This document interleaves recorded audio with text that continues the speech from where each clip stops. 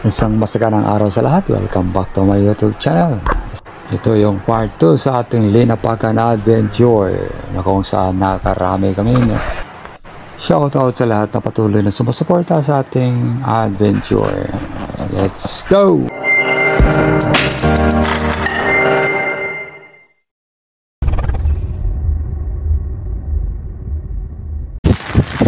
Good morning mga lods. Ito, napakalamig dito.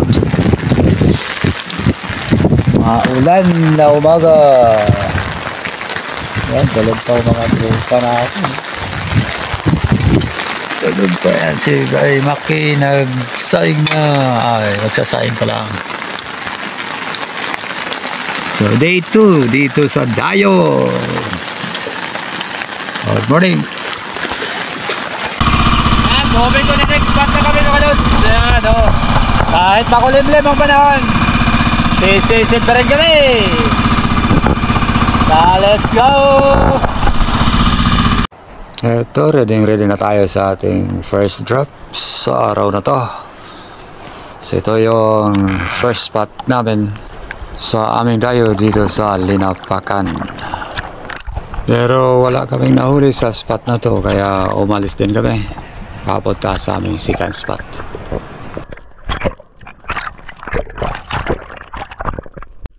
At pagkatapos ng ilang minutong biyahe, dito na kami sa second spot of the day na kung saan isang maagos at maalon na spot. Kasama ko dito si Batang Spiro na nagpatangay sa agos at ito may binabaan akong isang jobfish. As usual, free-falling pa rin ang ginagawa natin para hindi mabulabog yung target. So dahan-dahan lumalapit tayo para mag-close natin ang gap. Pero ito ang nangyari sa unang tira natin, sumablay. Kaya ligtas yung isda.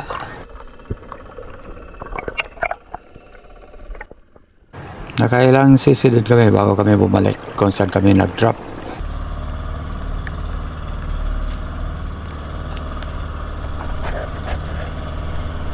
At nang daanan namin si Batang Spiro, ito may huli na siya na isang king mac. Di naman kalakihan, nasa 3 kilo lang, pero solid na to para sa unang isda sa araw na to. At dahil nga medyo may kalakasan ng agos, nagpa-drop kami sa malalim na bahagi. Nasa mga 50 meters kung saan una kaming bumaba. At hanggang natangay tayo dito. At ito mapapansin natin na napakaraming unicorn fish ang nasa baba. Pero hindi yan ang target natin dahil mayroong mga red bass at golden trevally na nakikita natin na gumagala dyan sa baba. Kaya lang medyo nahihirapan tayo dahil malakas nga ang agos at malalim pa tong spot na to. Malinaw nga lang ang tubig kaya kitang-kita ang buhangin. At pagkatapos ng sisid na to, muli kaming sumampa sa bangka at nagpahatid na naman pabalik dito. At this point, nag-decide ako na pipitas na isang unicorn. Kaya sinubukan kong bumaba at mag-set up ng ambush. Pre-fulling pa rin ang ginawa ko habang naghanap kung saan tayo pwedeng magtapa at maghintay sa ating target. Siyempre, nagbakasakali rin tayo na may lalapit na mga lalaking isda maliban sa mga unicorns na to. Na isang good size na slick unicorn na nakita ko, yun ang tinutukan ko. Pero lumayo ito. Kaya napatuloy ako sa aking pag-pre-fall hanggang sa makarating dito sa baba at nagsitab ng ambush. At ito na nga, bumalik ang mga unicorns at pumili tayo ng malaki at natamaan natin ang maayos. So yan natin first fish of the day. Isang white-edged unicorn.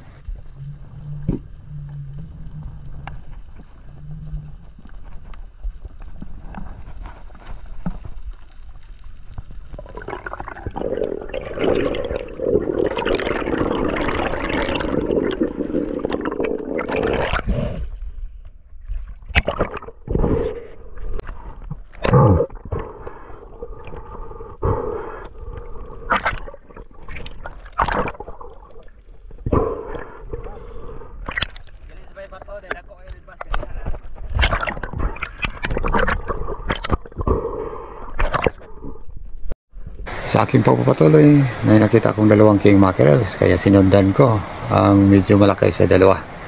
Pero dahil sa lubong tayo sa agos, hirap tayo dito. Sinubukan ko talagang bilisan ang aking langoy pasalubong sa agos pero sadyang mahirap. Habang palalim ang ating sisid, lumalayo naman ang ating target na Tangigi. Kaya ito nag-decide ako na wag na munang ituloy dahil delikado siyempre. Kapos na rin tayo sa hangin. At pagkatapos ng drop na to, tinawagan ko yung boatman namin para tayo ay umakyat. At nag-decide na rin kami na lumipat ng spot. At pagsampa ko sa bangka, may huli na naman si Bro Christian Corpus na isang Tangigi. Ang tibay mo, bata. Congrats! At ito, nakalipot na naman kami ng spot. Sa third spot of the day na malapit sa isang isla. At medyo mababaw. At ito, bumaba tayo. At isang golden spotted trevally ang unang nadali natin sa spot na to ay yun sa pool. Maganda ang patama natin dyan. Walang kawala.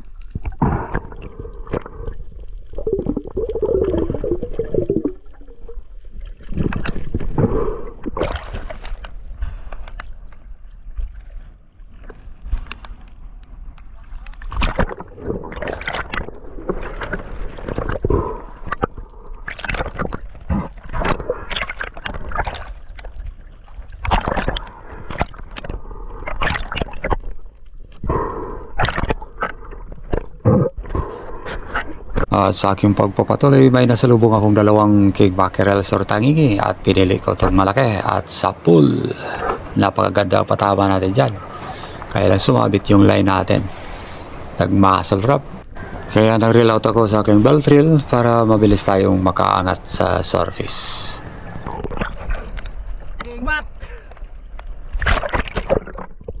At dahil maganda naman ang ating patama sa ating King Mac sa araw na to, ayun, madali lang natin din nahila. So ito yung advantage pag mayroon tayong gamit na belt reel pag sumablay yung ating main reel sa ating pana. So dito gagamitin natin ang ating belt reel.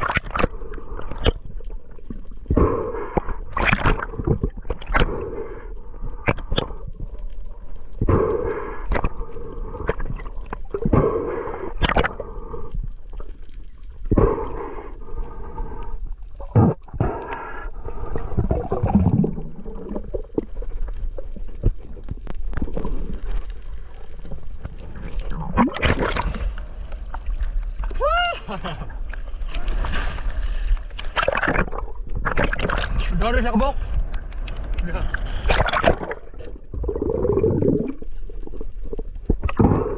Pagkatapos pa-secure ang isda, umakyat ako sa bangka.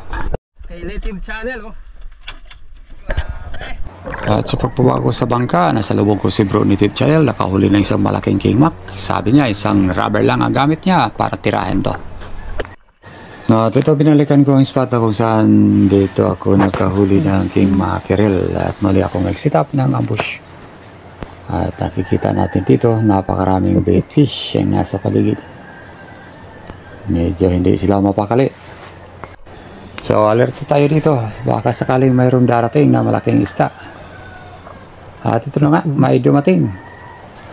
Isang pating na naman. Yun. Ayan, oh, sarap tirahin. Kung kobya lang to, yari na to.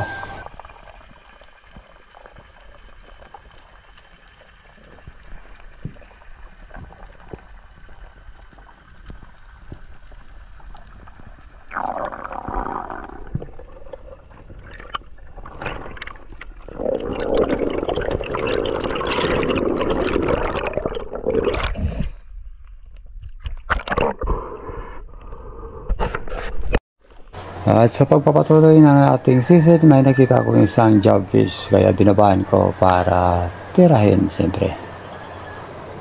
At ito, medyo maamo naman, doon malapit. Kaya binigay na natin ang kanyang hiling. Ayun o, sapul.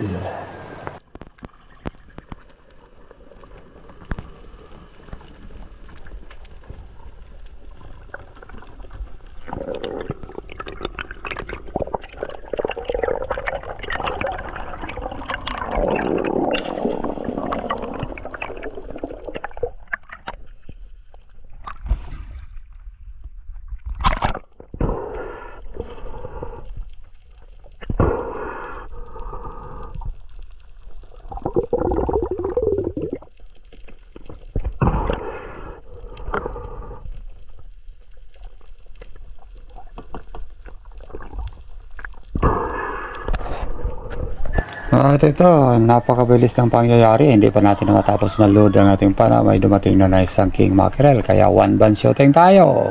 Ayun, sa pool. Kicker band lang ang gamit natin dyan na 14mm ng Mako. Courtesy of Ben Carl Yolde ng Corsair Spearmaster. So yan, nakaapat na isda na tayo. Medyo secure na ang pang-allowance nilang ga. May dalawang king max na tayo. Isang trevally at chubfish.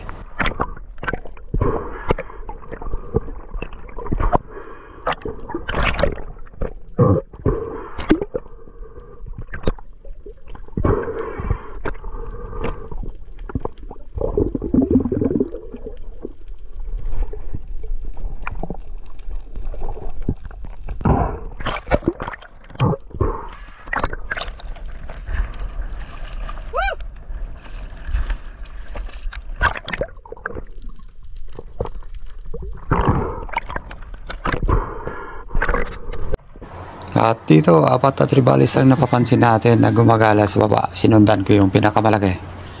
Pero mabilis ding lumayo. At may sumunod na dalawa, itong pinakahuli ang tinira natin. Napakaganda ng patama natin. Spine shot yan, mga loads. So, parang dahon na nahulog lang.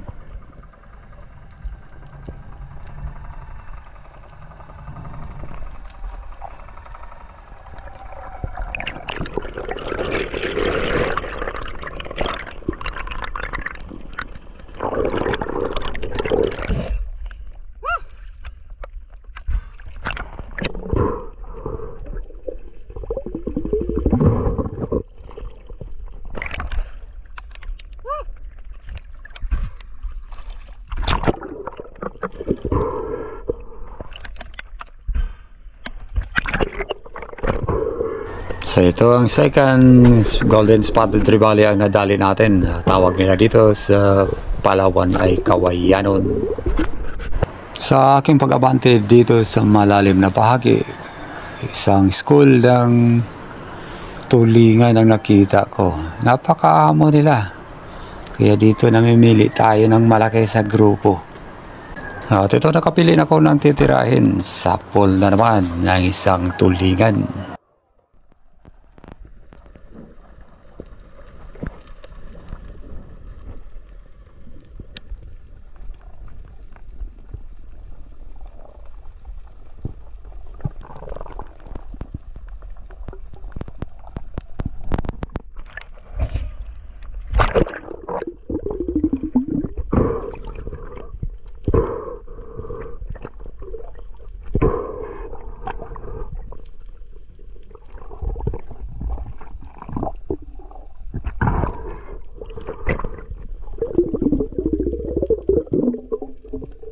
At ito, malapit na nating masecure ang ating tulingan. Medyo malaki na rin, nasa 2 kilo.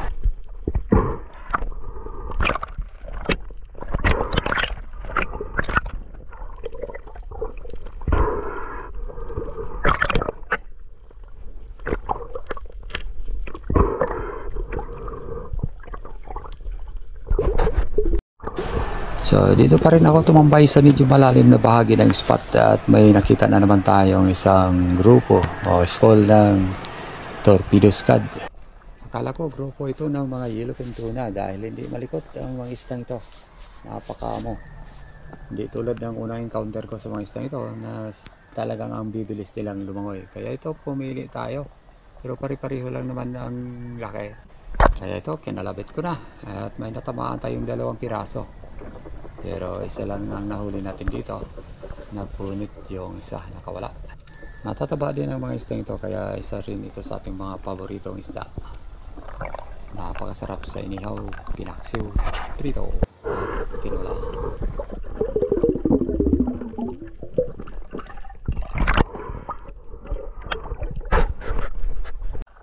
Sa aking pagkabante dito sa medyo mababaw na area, may napansin akong mga isda sa baba na mga unicorns. Kaya daan-daan akong bumaba para makapag-sit up ng ambush. At dito napansin natin ang dami ng mga bait fish na umaaligid.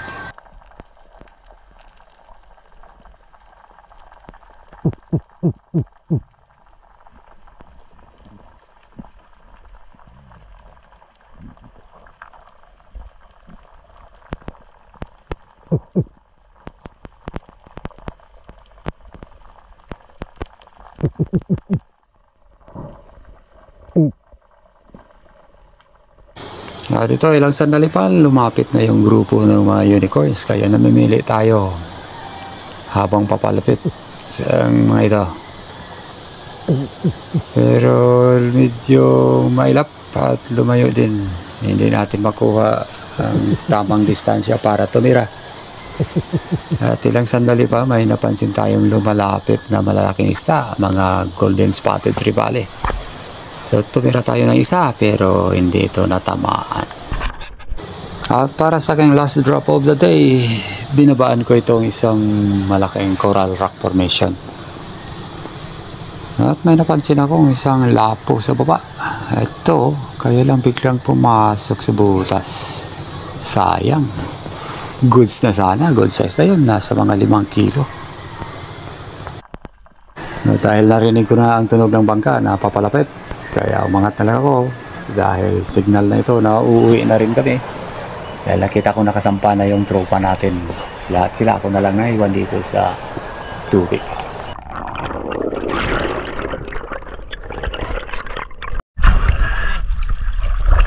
Ang pinakupapatira ng loob ba? Daan ya, bangag. Di bangag. Ulam. King Mac Party bro. Ha? King Mac Party.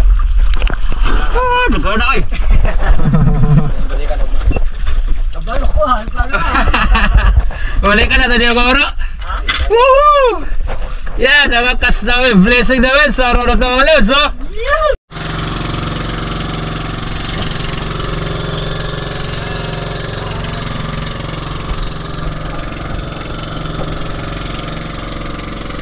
At dito, dumako kami sa may Deep Nay, isang bahagi ng El Nido, para ibenta ang huli namin. At dito na rin kami magpapalipas ng gabi. At dito, ibinaba na namin ang aming mga isda. So, ang huli namin sa 2 araw, dito lahat namin ibibenta. So, may mga tumutulong sa amin na magbaba ng isda namin. Ayan, isang kakilala ni Bro Anthony. Isang veteranong mamamana din yan. Kung paano siya namamana sa kanyang kalagayan, hindi ko alam. Pero sabi nila talagang mabaw din yan sa sisiran. Sa gabi man o araw, nag-hunting din yan ng King Mac gamit ang decoy. Minsan na rin yan nakasama ni Bro Anthony sa pamamana. So ayan, patuloy kaming nababa sa aming mga huling isda.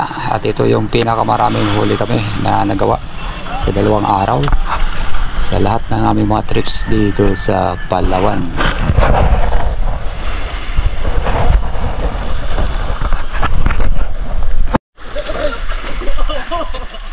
basa na naman ka.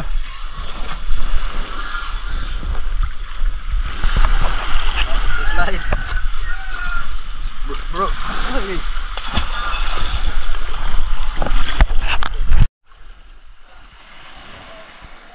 At ito, natapos na rin ang pagbaba. Naka-4 na banyera kami. Yan, sari-sari, king mackerels, kawayanon tribalis, mga dogtog tunas, at iba pa. Parang lubot man yan. Lubot din. Aray ko. Sao na ron. Isang timbangan. Yung isang timbangan. Katimarit na lang siguro. Isang marit. Matagal na yun. Dihara sa unang day.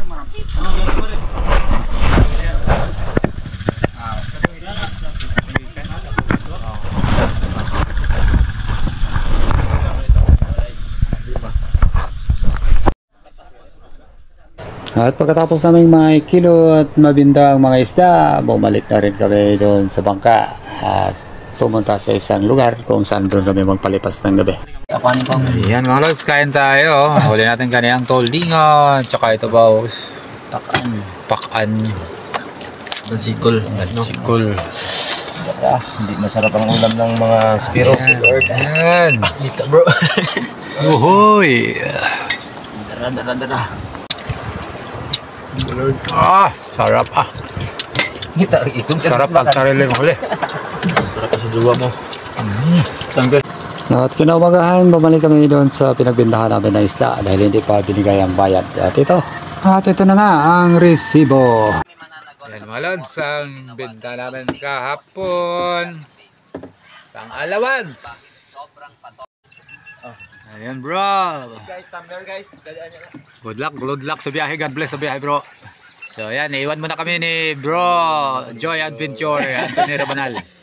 Mauna muna siya sa mga spots doon. Alis na si Joy Adventure. Okay lang. So sunod din naman kami. Few days lang.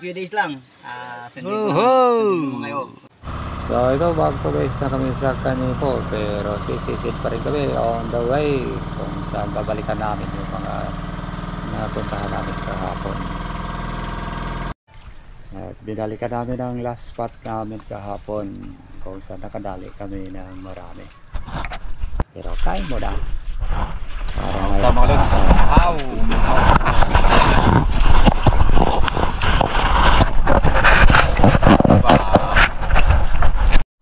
Tapos kumain at nakapag-warm up na rin. At ito, mayroon akong sinundan na isang king mackerel na mabilis tuman. Load size na rin ito, nasa mga 5 kilo. Pero ayun, medyo mailap. At sinubukan kong tirahin, pero hindi ito natamaan. Kaya sablay na naman.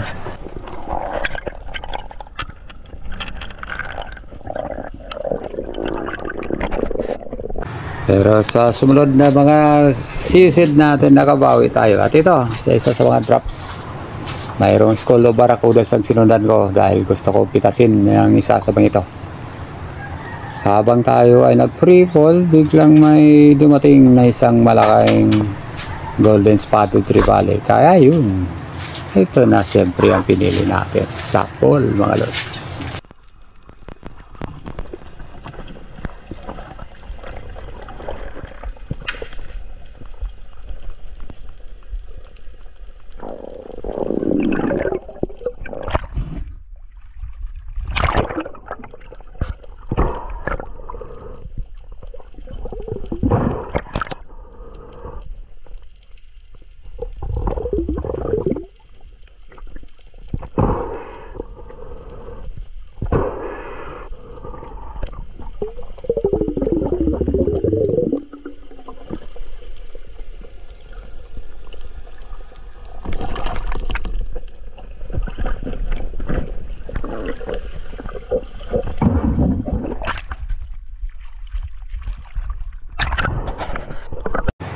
At dito isang jobfish na naman ang target ko. Maamo kasi yung mga jobfish dito. Ito lumalapit pa nga oh. Ayan mga lods.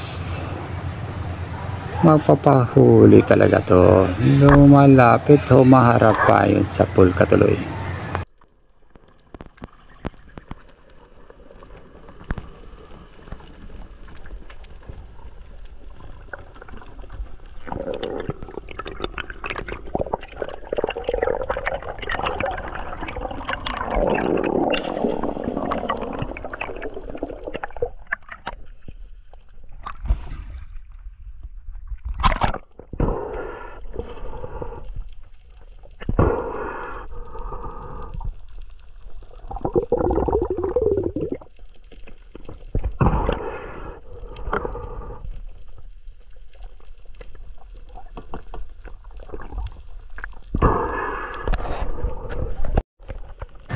Ito, second spot of the day na. Binalikan namin yung kung saan nakahuli ng maraming tangigi, si Bro Anthony Rabanal.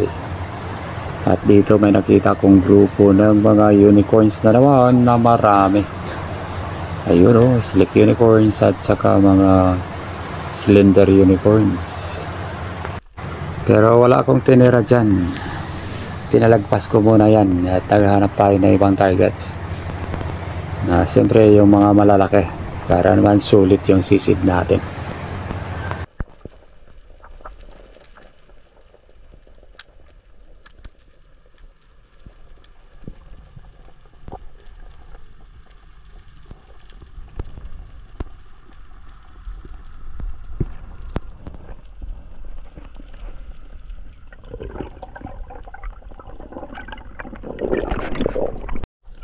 At ito na nga, may nakita na tayong magandang target gold size na isang dugtod tuna.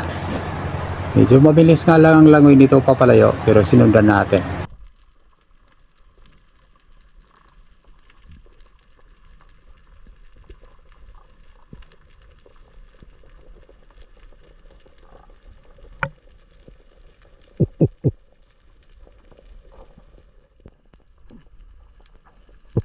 At ito, medyo nagbunga ang pagsisikap natin. Nakakuha tayo ng magandang distansya. So, na-close natin ang gap at natira. So, yan, sa pole. Kahit medyo long shot ang ginawa natin, pero naabutan pa rin naman.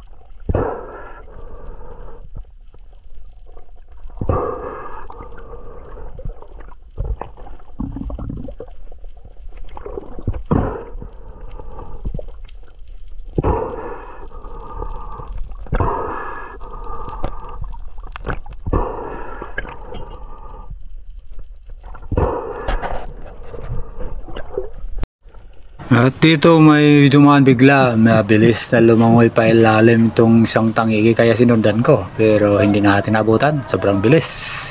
Parang may kinakatakutan. Ayun. So ayan, medyo mahina agad sa isda sa spot na to. So ito na yung last dive namin dito.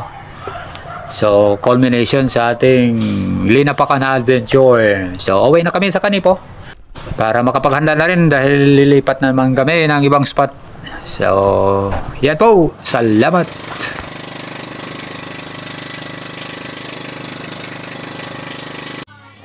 Mga lods, pang-ulam. Ayan guys, shoutout muna tayo sa ating mga taga-sunod at sa lahat ng mga sumusuporta sa ating munting YouTube channel. Para kay Kagawad Surabel Tamayo ng Barangay Nipa, Planas Masbate. Salamat idol. From Eddie Moradas. Shout out din sa ating kaibigan dyan sa Bohol, si Spero Wannabe. Salamat bro for always supporting my YouTube channel. Amping. Shout out din kay Joy Moradas ng Barangay Alimbuyog, Milaor, Kamsor from Eddie Moradas. Salamat sa support. Shout out din kay Idol Toto Kalingaw from Coron, Palawan. Shout out din kay Idol Pyrods dyan o Basilan. Salamat idol sa support. Shout out din sa De La Cruz family from Naik Cavite. Godo Oliva, salamat bro. Shout out Hydrin Tom sa Barangay Kayawan, Maliboro. Bro, amping permi. Shout out next channel, salamat sa support bro. Stay safe. Shout out din sa Pasibi family, Pili Camarinesor, Richard Pasibi, salamat bro. Shout out din kay Ribando Sialongo from Las Piñas, Manila. Nico Nakano, salamat bro. Shoutout po diha kang Jimboy Saison sa Sitio Luok, Pontabilar, Surigao City, sa tanang trupa diha, sa kung kumpari Baitulits, Martinez family, Goodilis family. Shoutout sa inyong tanan diha, amping. Dahil safe. Yan, so sa lahat ng mga Spero divers all over the world, ping po sa lahat. Ingat-ingat. Shout out sa inyo. Salamat sa support. Sa lahat ng mga nanonood ng ating Mountain YouTube channel. God bless.